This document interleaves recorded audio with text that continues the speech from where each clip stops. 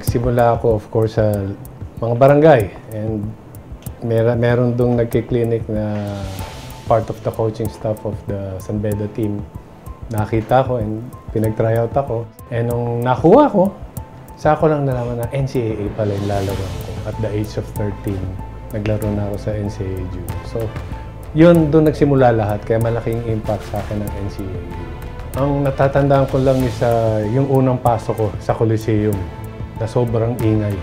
Ngayon lang ako naka-experience na sabay-sabay yung mga banda, lahat. At yung Rizal Memorial during that time parang sa akin sobrang laki. Yung memorable one is jump ball. And the following day, nandun ako sa Diaryo.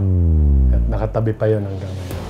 Kahit na yung mga players, of course, given na yan na nagkakainitan, pati yung crowd nagkakainitan at that time.